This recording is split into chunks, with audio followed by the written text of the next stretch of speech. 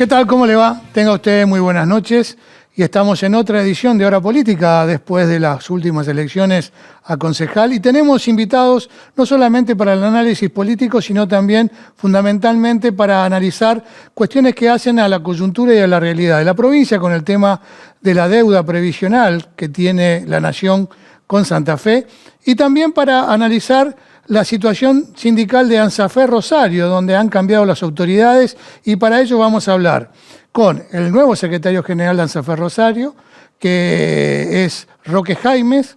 También vamos a hablar con Jorge Guaso, el secretario de Seguridad Social de la provincia de Santa Fe, y con Martín Ostolaza, ¿no?, nuestro consultor político de Innova.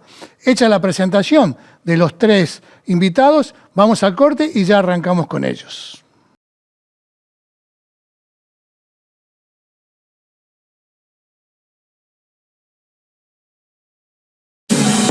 Único Desarrollos Inmobiliarios. La oportunidad de invertir en tu futuro. Financiación exclusiva y a tu medida. Elegí tu desarrollo adecuado. Único Bizart, Único Golf, Único Corrientes.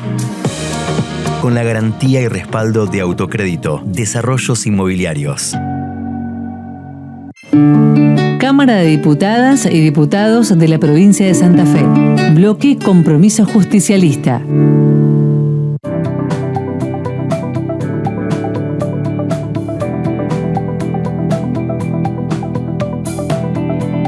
De relevamiento que hicieron no necesitó margen de error, acertaron casi todo, así que me imagino que con este resultado electoral nada los sorprendió. ¿Tomás antiácidos con frecuencia? Aunque sean de venta libre, su uso prolongado puede ser riesgoso. Acércate a la farmacia, podemos ayudarte a encontrar la mejor opción para vos.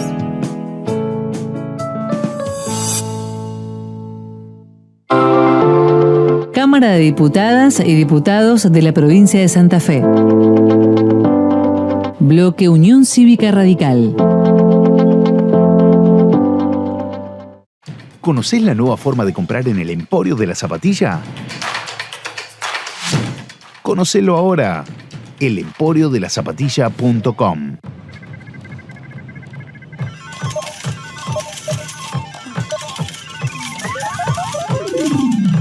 ¿Todo bien? Apostar nunca es un juego. Rompe el silencio. Pedí ayuda.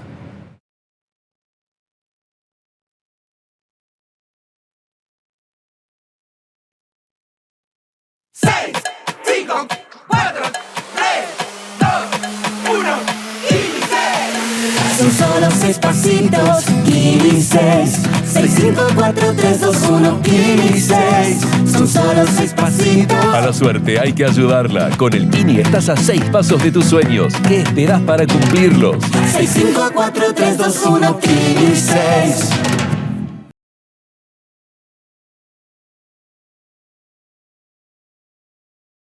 Muy bien, y recibimos a Roque Jaimes, nuevo secretario flamante, secretario general de ANSAFE Rosario. Roque, bienvenido, muchas gracias por venir. No, gracias a ustedes por la invitación. Bueno, un triunfo, se hace cargo de ANSAFE Rosario. ¿Con qué expectativas? Bueno, el momento no es el más ideal, digo, ¿no? No, nosotros nos hacemos cargo de un sindicato con la promesa de cumplir con las expectativas de las compañeras que nos han acompañado, pero también con el compromiso de avanzar sobre aquellos que todavía no han confiado en nosotros y sobre todo con aquel sector que todavía no se ha afiliado al sindicato. Si bien ANSAFE es un sindicato con una alta tasa de afiliación, nuestra expectativa es que siga creciendo, llenarlo de vida, llenarlo de participación, porque este tipo de sindicatos como el nuestro, que la mayoría conoce, que vota permanentemente, que tiene mecanismos asamblearios, necesita nutrirse de una vida política importante, gremial, para afrontar lo que se viene en estos tiempos en los cuales, bueno, entendemos que venimos perdiendo derechos hace rato y que primero tenemos que frenar esa pérdida de derechos y en segunda instancia tenemos que empezar a crecer en recuperar algo de lo que hemos perdido, ¿no? Entonces es un desafío muy importante en un tiempo donde el contexto es adverso. El sector derrotado todavía sigue reclamando sobre la legitimidad de las elecciones. ¿esto quedó ya sin fundamento o hay alguna puja en otro sentido? No, ya está, nosotros estamos en funciones, bueno, ellos tienen todo el derecho a reclamar, entendemos que ante una diferencia estrecha, y ya lo sabíamos de antemano, después de 21 años de conducir los destinos de la delegación, no iba a ser fácil para ellos desprenderse y que de alguna manera era una elección pareja, por eso también es un desafío, ¿no?, ante esa situación. Y nosotros ahora, nuestra preocupación en realidad está en otro lado, nuestra preocupación está en cómo uno enfrenta a la patronal de la manera más sólida posible, unificadamente, en un sindicato que en realidad, aunque no lo parecía en todo este tiempo, es único y provincial. Los departamentos somos delegaciones, la representación sindical es de la Comisión Directiva Provincial, y nosotros lo que queremos es sumarle volumen a la pelea política que tiene la Comisión Provincial con respecto a estos temas. Bueno, uno que habló el invitado anterior, que para nosotros también es muy preocupante, como la reforma previsional, que nos ha restado muchísimo y que le resta además mucho a la calidad educativa, más que a nosotros. Roque, decías devolverle al sindicato más vida, más participación. ¿Cómo se hace para devolverle a un sindicato más vida, más participación, cuando el gobierno anterior te dice que eran totalmente horizontalistas, que eran participativos? No, claramente no era así, por algo la gente eligió cambiar de rumbo, por algo el afiliado y la afiliada eligieron cambiar de rumbo. Evidentemente era un sector que estaba más cerrado a determinados partidos políticos. Nosotros somos un espacio plural, de participación de distintos lugares de la política y de gente independiente, que no tenemos militancia partidaria alguna, más allá de que todos votamos cada 2 años. Hay muchas compañeras, maestras, profesoras que no tienen una pertenencia partidaria. Entonces, lo primero y lo más importante para evitar el sectarismo y cerrar es precisamente que ningún partido político defina lo que pasa en ANSAFE o pueda dar órdenes. Y lo segundo, lo que entendemos es que nosotros tenemos que dar una política muy importante, más en tiempos de crisis, de acción social y de formación pedagógica y de otros elementos que hacen al sindicalismo y al gremialismo, que permita ayudar a cambiar la situación y que convoque nuevamente a la discusión política dentro del sindicato para, insisto en esto, nuestro objetivo central que nosotros tenemos, que es frenar las políticas de ajuste que hay desde el nivel nacional y también en el nivel provincial. ¿Qué es lo que más le preocupa? ¿Que se haya reformulado la cuestión del presentismo? O en definitiva esto de que le descuenten los días de paro, porque es como que el gobierno provincial cambia el eje con estas cosas por allí de una discusión más profunda, digamos, que es el tema de los contenidos en la educación, que es algo que viene siendo reclamado y demandado por la sociedad, ¿no?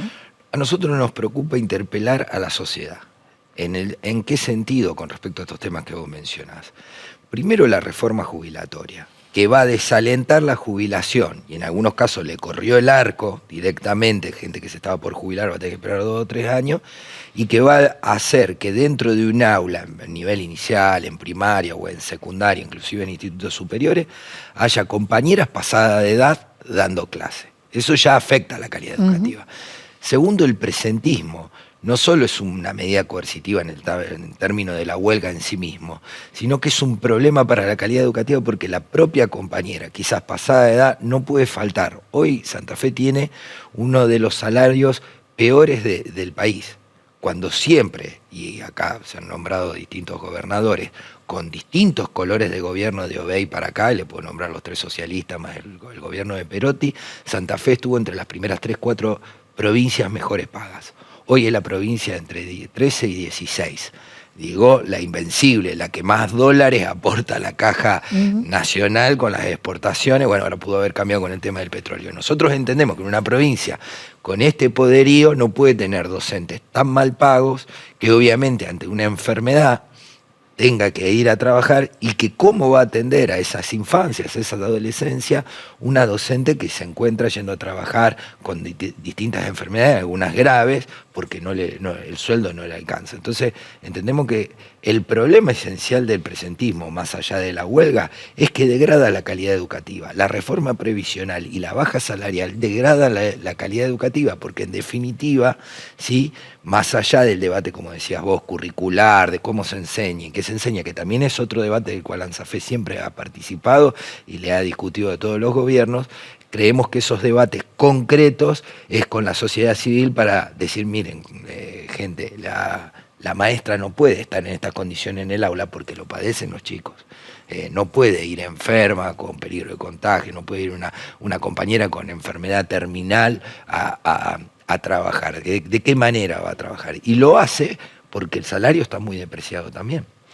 La vez pasada hablábamos con Tincho Lucero por el lado de SADOP y le preguntaba que es muy difícil convencer al resto de la sociedad de que estas medidas que adoptó el gobierno provincial son injustas, digamos, ¿no? Para los docentes.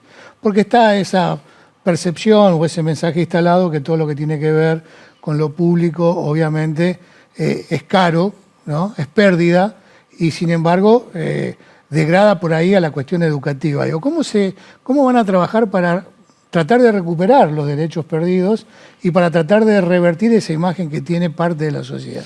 Bueno, algo ya se ha hecho. Puyaro, el gobernador, perdió muchos votos desde que fue electo gobernador hasta la última constituyente en la cual fue candidato, digamos. Eso hay que leerlo como un descontento de la sociedad, si bien entendemos que algunas cosas le reconocen al gobierno, pero entendemos de que la influencia de algunos trabajadores y trabajadoras del Estado, entre ellos esencialmente las docentes, en sus distintas acciones han logrado discutirle o disputarle la opinión pública al gobierno provincial y ni que hablar al gobierno nacional, que está completamente borrado a tal punto que la propia provincia lo dice, si bien ha acompañado las políticas y creemos que tiene responsabilidad las políticas del gobierno nacional.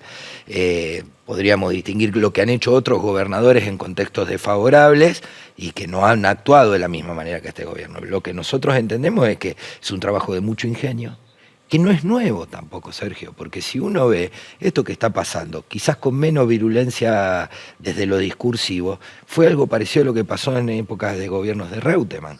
Digo, reforma previsional calcado, presentismo calcado, baja de salario y salario en la mitad de tabla a nivel nacional calcado. Estamos entendiendo de que esto ya fue y se dio vuelta. ¿Y cómo se dio vuelta? Bueno, generando distintos debates con la sociedad y es lo que vamos a hacer, política con las familias, no política partidaria, sino política de qué clase de educación queremos. Eso es lo que vamos a hacer desde el sindicato. Es decir, qué calidad educativa puede tener un pibe que va a una escuela pública si los gobiernos de turno desfinancian o tienden a bajar el presupuesto educativo. Claramente no hay ninguno, porque esto no se va a ver solo reflejado en el salario docente, que es una de las discusiones que tiene el sindicato. Esto se va a ver reflejado en las condiciones edilicias, se va a ver reflejado en la falta de escuelas públicas, se va a ver reflejado, que siempre la hubo, siempre la hubo.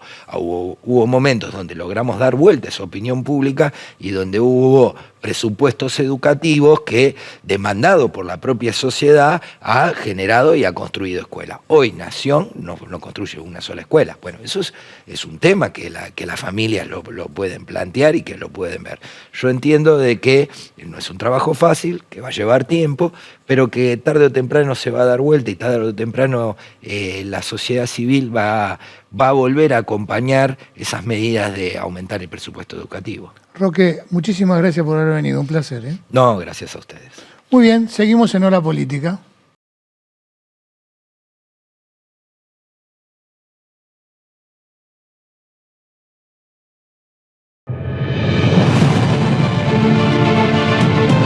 AMSAFE San Lorenzo. En defensa de la escuela pública, el derecho a la educación y los derechos de las y los trabajadores de la educación.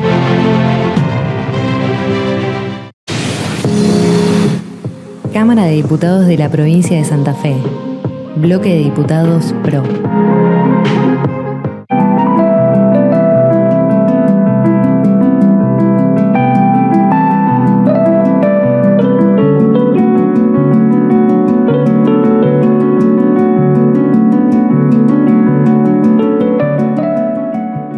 Termina tu día con todo limpio. Saca tus residuos solo de 19 a 21 horas. Cuanto menos tiempo pasen en el contenedor, mejor para todos. Cuidemos Rosario. Más limpia es más linda. Municipalidad de Rosario. Sindicato Luz y Fuerza Rosario, un gremio comprometido siempre con la gente y en acción solidaria permanente. Sindicato Luz y Fuerza Rosario, siempre con la gente. Cámara de Diputadas y Diputados de la Provincia de Santa Fe. Bloque Hacemos Santa Fe. Arranca la semana con beneficios. Aprovecha todos los lunes 6 cuotas sin interés en Mercado Libre con tu tarjeta de crédito de Banco Santa Fe. Y si todavía no tenés tu tarjeta, pedila ahora 100% online. Banco Santa Fe. Acá, para vos. Asociación del Personal Legislativo de Santa Fe. Un gremio de la democracia. 6, 5, 4, 3, 2, 1, Son solo 6 pasitos, Kini 6. 6, 5, 4, 3, 2, 1, Kini 6. Son solo 6 pasitos. A la suerte hay que ayudarla. Con el Kini estás a 6 pasos de tus sueños. ¿Qué esperás para cumplirlos? 6, 5, 4, 3, 2, 1, Kini 6.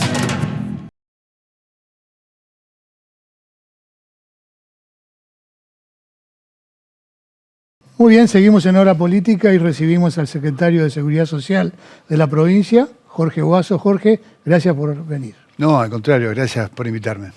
Jorge, bueno, vienen de una audiencia con la Corte Suprema por la deuda provisional por parte de la Nación con Santa Fe. ¿Cómo les fue? La provincia inició 2 acciones judiciales. Una por lo que podemos llamar el stock de la deuda, es decir, la gran deuda que se viene arrastrando, diría de la época de Massa en adelante, y lo que es el flujo. El flujo le llamamos a aquellas transferencias que se deben hacer mensualmente para enjugar el déficit previsional. Nacen ambos aspectos de leyes, por supuesto. No son transferencias discrecionales. Entonces, a raíz de una de estas acciones, de la cautelar es para que restablezcan las transferencias que desde que asumió el presidente Milei no se realizó más ninguna en ningún mes, por ende fue acumulando el stock de la deuda de la acción principal. Entonces, interpuesta la acción judicial, la Corte convocó a una audiencia la semana pasada en la que, concurrimos en representación de la provincia, en primer lugar el gobernador, Maximiliano Puyaro, con 2 exgobernadores. Eso te lo tengo que confesar que ha sido impactante, simbólico, ¿no? Para todos, ¿no? Y muy simbólico porque estaba Bonfatti, estaba Perotti, es decir, 3 gobernadores de distinto signo político, radical, socialista y peronista, los 3 haciendo fuerza por los intereses de la provincia de Santa Fe. Te diría que fue una señal muy fuerte para el nivel nacional. Claro. En esa mesa, la mesa rectangular, en donde éramos 6 de un lado, defendiendo la provincia, y 6 enfrente de la Nación, eran 4 representantes del ANSES, altos representantes del ANSES, más representantes del Ministerio de Economía de la Nación. Y en las puntas, secretarios de la Corte Suprema de Justicia de la Nación. Expusimos, en primer término, el gobernador, Puyaro, apoyado también en sus alocuciones, tanto por Antonio Bonfatti como con Omar Perotti. Bueno, y después me tocó hacer también una intervención bien técnica, es decir, con un abono en 3 fundamentos, el fundamento histórico, cómo nace esta deuda en la década del 90, cuando se aprobó el famoso cambio previsional con la incorporación de las AFJP en adelante, con 11 provincias que transfirieron sus regímenes a nivel nacional al ANSES y 13 provincias, entre las cuales está Santa Fe, que tomaron la decisión política, las fuerzas que en ese momento mandaban en la provincia, de que continúen los regímenes a nivel provincial. Entonces, también estaba el fiscal de Estado, estaba la secretaria de Legal y Técnica, la doctora Tonero, Y te tengo que ser honesto, es decir, a nuestras argumentaciones, nuestros fundamentos fueron tan indubitables que no tuvieron ni siquiera un no. Sí, nos vinimos optimistas porque por lo menos se escucharon y abrieron una puerta como para que en una segunda audiencia que se va a llevar adelante el martes 8 de julio, también a las 11 de la mañana, veamos de qué ellos quieren ver de qué números hablamos. Si bien nosotros le dijimos que los números lo tenemos confeccionado, está todo cargado en el sistema, es decir, que lo que pretendan al otro día se lo brindamos. ¿Y de qué número estamos hablando, Jorge? Según nosotros, según nuestros números, estamos hablando, ya te hablo aproximadamente porque después es muy fino lo que tiene que ver con los números, estamos hablando de un stock de deuda que alcanza cercano a los 2 billones, cuando digo billones con B, no millones de pesos. Y en cuanto a las transferencias, a lo que sería el flujo mensual que debió transferirse mensualmente, bueno, nosotros tenemos un monto cercano a los 20.000 millones de pesos si tomamos el último déficit consolidado en el 2019, que justamente ese acuerdo había sido firmado por Omar Perotti, que estaba presente en la reunión, actualizado al día de la fecha, llega a una cifra aproximada de la que te estoy mencionando. En la cautelar, con una impugnación del famoso decreto de necesidad y urgencia de marzo, el 280 de marzo del 2024, que al prorrogar el presupuesto del 2023 excluyó 2 artículos, 92 y 93, de esa ley del presupuesto, que es la 27.701, excluyó las actualizaciones. Así que estamos discutiendo también la inconstitucionalidad de un decreto de necesidad y urgencia que excluyó de una ley, la 27.701, las actualizaciones. Entonces, eso es lo que estamos discutiendo. El martes pensás que puede haber, el martes 8 de julio, digo, la próxima audiencia, ¿pensás que el gobierno nacional va a ir con una propuesta concreta? A ver, en este interregno, porque vos me preguntáis qué pasa en estos días, claro, el intercambio de información. Bien. El miércoles, bueno, yo mañana me voy a Santa Fe, el miércoles vamos a tener un Zoom con los técnicos del ANSES para brindarle toda la información que ellos pretendan para que realicen las auditorías que las leyes marcaban y que se conocen como actos de simulación. ¿Por qué se llaman actos de simulación? Porque los números surgen de una simulación como si la provincia de Santa Fe hubiese transferido a la nación cuánto tendrían que haber pagado, como lo hacen con 11 provincias. Claro. ¿Para qué? Para que esas asimetrías puedan ser compensadas. Es decir, esta deuda nace porque lo que se pretendió, las 13 provincias, es que la nación las trate igual que las 11 transferidas. Porque de lo contrario se enjugaban el déficit de las 11 transferidas y las 13 que tomaron la decisión política de mantenerlo en el ejido de la provincia, se la tenían que arreglar a su suerte. Insisto, no es solamente Santa Fe, Córdoba está en esa situación, Buenos Aires está en esa situación, Entre Ríos también, por mencionar Entre Ríos y Córdoba, las 3 de la región centro, donde se está trabajando también conjuntamente en esta región centro. Entonces, esas son las asimetrías, ¿no?, que debería la nación compensar. ¿Cómo estás viendo la marcha después de la reforma previsional en Santa Fe? Mirá, el déficit era monstruoso. El déficit en el 2024 iba a alcanzar a 400.000 millones de pesos y reforma mediante ese déficit se viene estabilizando en 1/3, es decir, que sigue siendo deficitario el sistema en menor medida, es decir, estaríamos en un 33% aproximadamente de lo que era el déficit mensual. para ponerte, porque uno habla de cero, y uno pierde, yo te soy honesto, uno pierde dimensión de qué son esas cifras. Julio del 2024, lo tengo grabado con una foto, el déficit fue en un solo mes 33.000 millones de pesos, casi el equivalente a la licitación del puente Santo Tomé-Santa Fe, que se acaba de licitar y que fue una reivindicación muy pretendida y reclamada por tanto los santafesinos como los santotomecinos. Entonces, realmente vemos que es importante y, bueno, viene marchando con...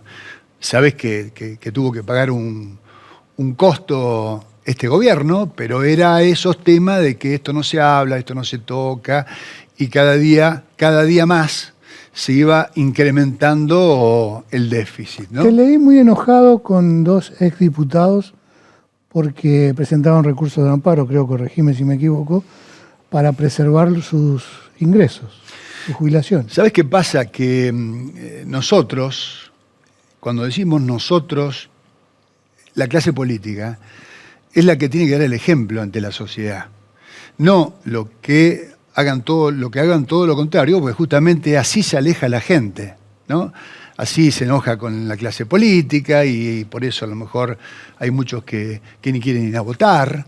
Entonces, estos dos personajes que vos acabás de mencionar, que yo doy nombre y apellido, Bukasovich en un caso y Dipolina en el otro, dos exdiputados provinciales que tienen el privilegio de tener la máxima jubilación que la provincia paga, que no existe en ninguna provincia del país. Ambos 11.150.000 pesos, limpios, de polvo y paja, como se dice vulgarmente, porque ni siquiera se le descuentan y pagan ganancias. ¿Por qué no pagan ganancias? Porque también interpusieron otro amparo hace un par de años atrás para no pagar ganancias. Entonces ahora interponen amparos para no pagar lo que es el aporte solidario, que es un aporte que se creó en la reforma para que entre todos, cuando decimos entre todos, nosotros los activos los pagamos, los pasivos también, con unos aumentos en el índice de aporte para enjugar el déficit, ¿no? Para achicar el déficit. Y que va a servir para seguir pagándole a ellos estos montos que no existen en otra provincia. Entonces, que estos dos personajes, yo en las redes sociales dije sin/vergüenza, porque no tienen vergüenza, porque son los que primero deberían dar el ejemplo, porque el aporte solidario recién lo empiezan a pagar aquellos que como mínimo superan las 3 jubilaciones mínimas, es decir, que recién el que cobra 1.400.000 pesos en más. Otra comparación, a nivel nacional, la máxima es 1.950.000. Y estos personajes que cobran de jubilación más de 6.700.000 pesos no quieren pagar ni el aporte solidario. Entonces, estos dos personajes que hay que visibilizarlos con nombre y apellido, porque no son todos, ¿no? Estamos hablando porque otros se lo bancan, protestarán pero lo pagan, no meten recursos de amparo, ni contra el aporte solidario, ni contra el tope, porque ahora estos dos personajes que te acabo de mencionar, tanto Bukasovich como Dipolina, interpusieron un segundo amparo por el tope previsional, el nuevo tope. ¿Sabe cuánto es el nuevo tope? 20 jubilaciones mínimas, y cercano a los 10 millones de pesos. Entonces, uno tiene sangre, uno se indigna, más allá que uno esté en la función, que sea funcionario, todos nos indignamos. Entonces, sabes que no soy de callarme, y realmente les digo que no tienen vergüenza, que deberían dar el ejemplo, porque si alguien tiene que dar el ejemplo es la clase política. Jorge, muchísimas gracias por haber venido. No, gracias a vos, muy amable. Seguimos en Hora Política.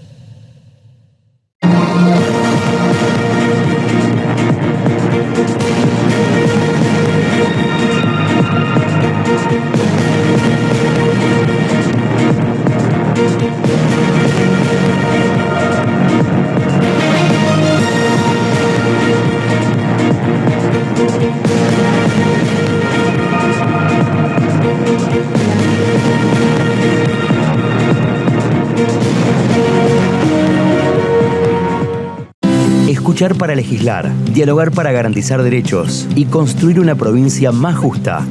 Cámara de Diputados de la provincia de Santa Fe.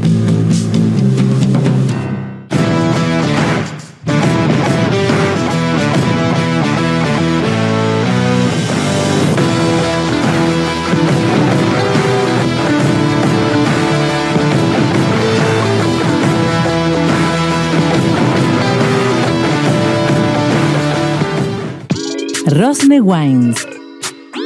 Desde 2007 nos especializamos en el asesoramiento de bebidas, quesos, fiambres y delicatessen nacionales e importadas. Contamos con un sommelier en la firma y envíos a domicilio sin costos. Aceptamos todos los medios de pago y los mismos los puedes hacer sin moverte de tu casa. Rosne Wines. Visítanos en Alvear 273, Rosario.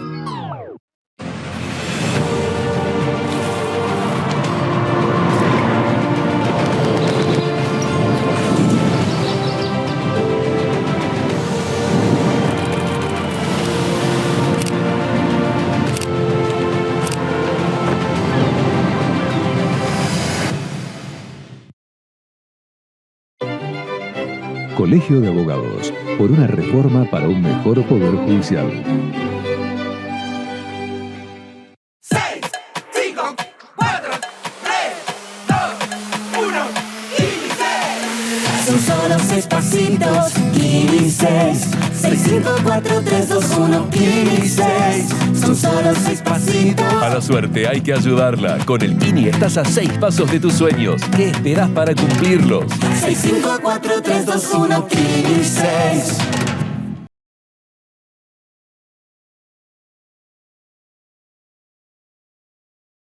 Muy bien, seguimos en Hora Política y recibimos a Martín Ostolaza, consultor político de Innova, un amigo de la casa, que viene últimamente sumando triunfo tras triunfo, porque la verdad, aciertan y aciertan. ¿Cómo te va, Martín? Hola, Sergio. ¿Cómo te va? Gracias Bien, por la invitación. muy bien. Bueno, ¿qué explicación le da a lo que sucedió ayer, donde raramente todos festejaron? Como es habitual. Sí, es habitual. Se ha hecho costumbre esto. Es habitual. A diferencia del fútbol, acá nadie pierde. Acá todos encuentran algún matiz para mostrarse positivos frente al público. Por lo general todos tienen algún matiz para mostrarse positivo y esconder el negativo. Me parece que las explicaciones son dos, digamos. Dentro de las pueden ser más, pero fundamentalmente me parece que hay dos actores que intervienen en la elección y que de alguna manera pueden modificar o influir en el resultado de la elección. Uno es Cristina Fernández de Kirchner con la sentencia nacional. Independientemente de lo que pretendía Monteverde, eso hizo que el peronismo se unificara, bajara las dosis escondiera el peronómetro, deje para otro momento cuestionamientos tal vez por si era o no era peronista Monteverde, y bajo la idea de la solidaridad, de la proscripción, el peronismo se unificó y entendió que había que apoyar acá. Eso benefició a Monteverde porque Cristina dentro de la polarización es uno de los polos que mayor, o tal vez la que más motivación y pasión despierta, ¿sí? en el argentino, para bien y para mal. En este caso para Monteverde, para bien. Y eso hizo a la vez que se desnutran las colectoras peronistas como Zuckerman y Cavatorta. Entonces eso le permitió a Monteverde poder de alguna manera motorizar el voto peronista y llegar a ganar la elección. Y el otro es el gobernador, que intervino en los últimos 15, 20 días y logró que la Bayrú llegue al 25%, que es más o menos lo que él obtuvo en las convencionales en Rosario, y lograr que Unidos y fundamentalmente el proyecto político de Hapkin haga una elección, digamos, mejor de lo que se esperaba, más competitiva de lo que se esperaba. ¿Era una elección de tercios? Sí, era una elección de tercios, pero el tercio que le correspondía al oficialismo estaba un poco desbalanceado. Estaba más en el orden de los 20 que de los 25, como terminó sucediendo. Aparece el gobernador, se carga la campaña al hombro y sube la potencialidad de la candidata oficialista. Esto a la vez le permite a Hapkin no solamente mostrarse victorioso, ¿sí? Más allá de que tiene algún matiz la victoria. Está claro que tenían 8 concejales y pasan a tener 4. Sí. Pero le permite a Hapkin mostrar otra cara, hablar de una remontada y lo que me parece que donde el punto más fuerte de lo que aporta el gobernador al proyecto de Hapkin, al oficialismo municipal, es en el Consejo Deliberante. Que hoy, así todo está en disputa, que es la disputa justamente por la presidencia del Consejo. Claro. Al tener 11 legisladores, el oficialismo está en condiciones de disputar y por qué no, de sostener la presidencia. En caso de haber tenido 10, es decir, en caso de haber solamente retenido 3 bancas, no 4 como terminó sucediendo, el oficialismo quedaba con 10. Y en la proyección de interbloques que podría llegar a conformar el peronismo con Ciudad Futura, más algún otro aliado, pueden llegar todavía a 11. ¿Sí? Claro. Entonces, si era 11-10, ya ahí sostener la presidencia del Consejo iba a ser mucho más difícil.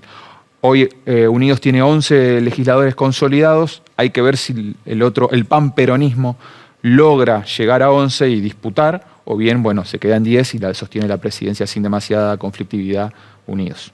Y en esa pelea de tercios, digamos, en esa división, está claro que tanto Monteverde como Alear responden más a una nacionalización de las elecciones a concejales acá, ¿o no? Eso es lo que pretendía Alear. Alear de alguna manera es un copy-paste de la campaña de Capital Federal. Sí. ¿Sí? Extrapoló fundamentalmente, eso se puede comprobar fácilmente por su estrategia publicitaria.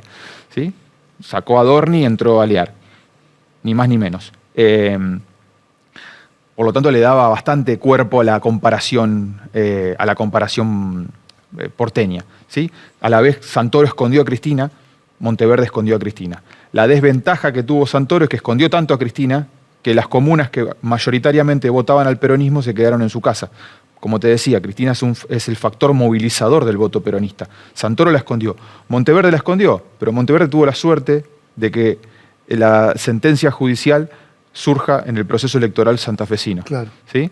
Entonces, sin querer, ¿sí? Aquel traidor que era Rosati terminó contribuyendo a la victoria del peronismo después de tantos años en la ciudad de Rosario. Lo que parece un vicio, una vieja costumbre política que no la terminan de incorporar y que los últimos ejemplos, yo te escuchaba la última visita que vos tuviste en nuestro programa, es que los políticos proyectan en función de un resultado al 2027, ¿no? Ya Romina Díez, a quien se le conoció la voz por suerte porque habla muy poco, ya lo candidateó a Alear a candidato a intendente para el 2027. Monteverde, mal que mal, ¿no? También, ¿no? Él también se autoproyecta como candidato a intendente al 2027. Como si todo fuera previsible en este país. Un mes en la Argentina son 10 años en Suiza. Es muy difícil prever. ¿Cómo ves esta actitud política que no termina de incorporar el mensaje de la gente? Es como que sí, pareciera que se sale de los carriles de los intentos de sintonizar con la opinión pública, termina la elección, está el resultado opuesto, vuelven a los carriles de la política pura y dura. Me parece que pensándolo, tratando de encontrar algún argumento que avale ese modo de proceder, esa estrategia discursiva, me parece que tratan de generar una expectativa en los propios, ¿sí? Que es justamente eso responde a la polarización que es. Hay 2 sociólogos argentinos, que es Quevedo y Ramírez, que hablan de que de alguna manera la polarización es la ley de gravedad de la política contemporánea, es decir, los cimientos culturales de la política contemporánea. Correrse de ahí hace que de alguna manera uno pierda potencialidad y tenga mayores dificultades para competir.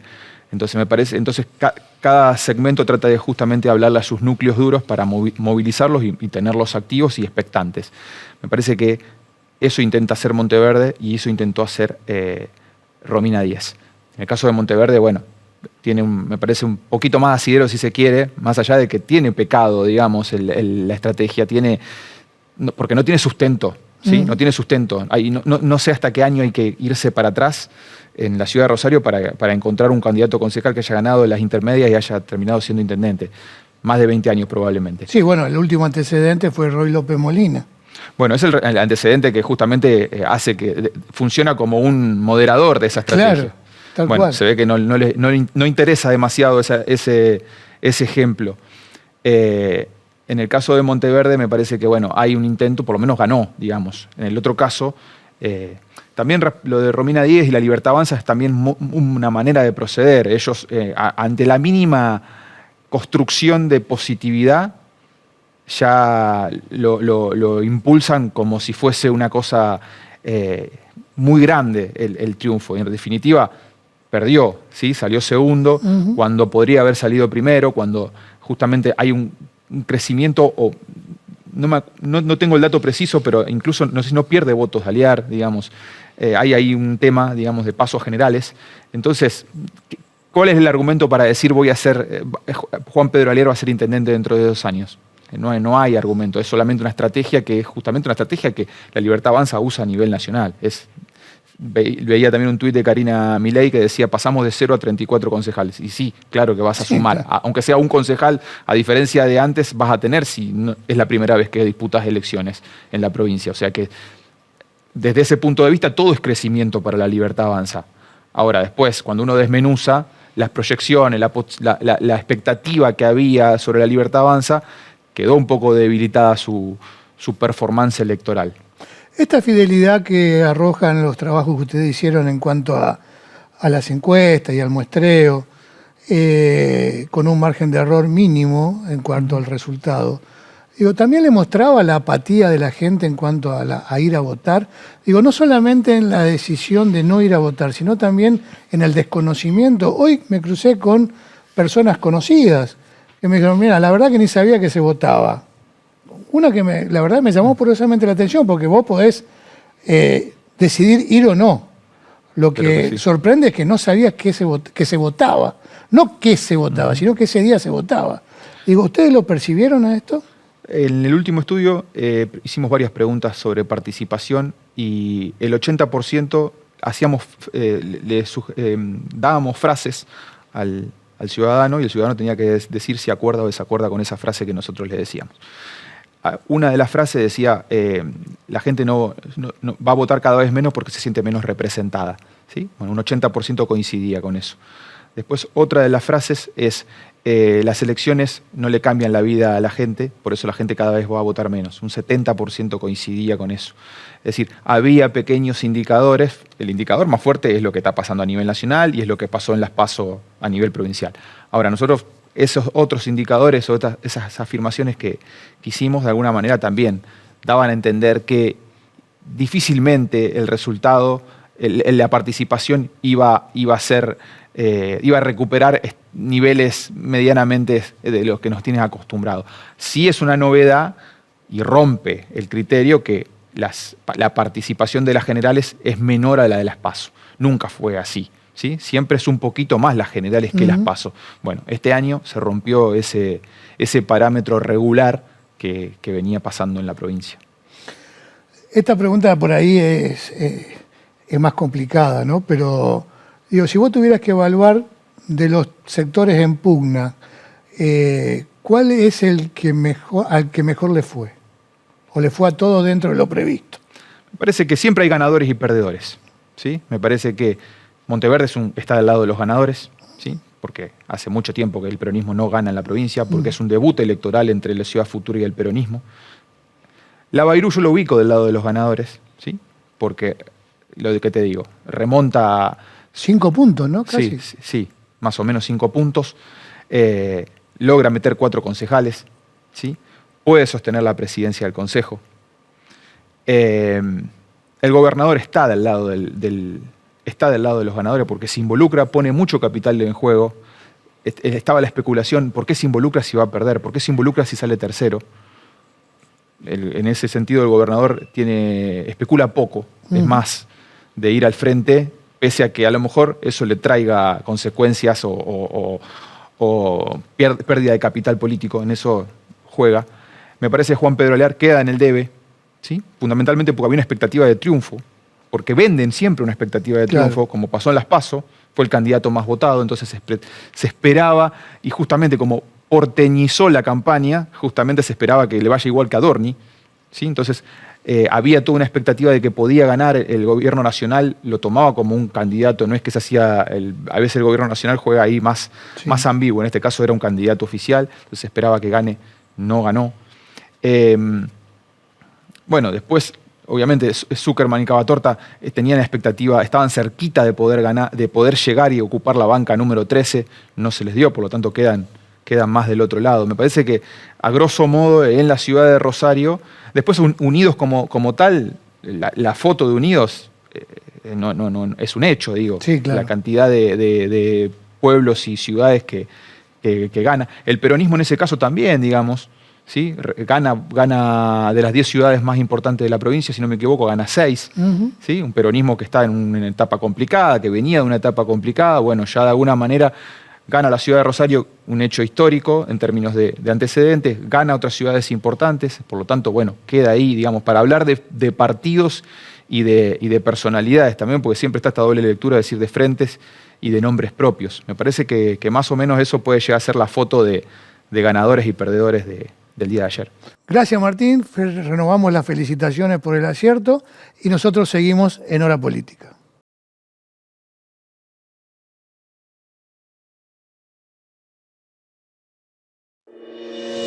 Cada mañana, los que trabajamos la tierra, renovamos nuestro compromiso con el futuro. Porque la agricultura es innovación y en cada campaña nos reinventamos. Por eso, para superar nuestros propios rindes, elegimos la marca que nos acompaña desde siempre. Somos Apache. Aprendemos del campo. Cámara de Senadores de la Provincia de Santa Fe. Bregando por el bienestar de todos los santafesinos. La elegancia para el hombre en ropa formal y elegante sport está en Brunos. Casamientos, graduaciones, eventos, indumentaria empresarial.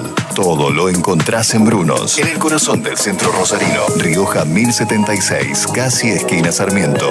Horario corrido. Brunos. Seguinos en nuestras redes. Cámara de Diputadas y Diputados de la Provincia de Santa Fe. Bloque de Diputados, una nueva oportunidad. Interbloque Unidos. Pórtico, un lugar donde encontrarás todos los accesorios para la moda. Visítanos y podrás encontrar una amplia variedad en sombreros, boinas, gorras, pañuelos, pazminas, yerbanas y mucho más. Te esperamos en nuestro local para mostrarte todos nuestros productos. Pórtico, Entre Ríos, 393, Rosario. Todos los días, la ciudad de Pérez se levanta para hacer más cuadra de pavimento, para potenciar sus industrias, para construir más de 25 kilómetros de vía segura, para generar trabajo, para que la noche se convierta en día, para hacer esa ciudad unida que no para de crecer. Pablo Corsalini, Intendente. Cortés Batani, Servicios Inmobiliarios, experiencia y profesionalismo en el mercado inmobiliario rural. Cortés Batani, campos, compras, ventas, tasaciones. www.cortesbatani.com. 6, 5, 4, 3, 2, 1, Son solo 6 pasitos, 15. 6, 5, 4, 3, 2, 1, 15. Son solo 6 pasitos. A la suerte hay que ayudarla. Con el Kini estás a 6 pasos de tus sueños. ¿Qué esperás para cumplirlos? 6, 5, 4, 3, 2, 1, 15.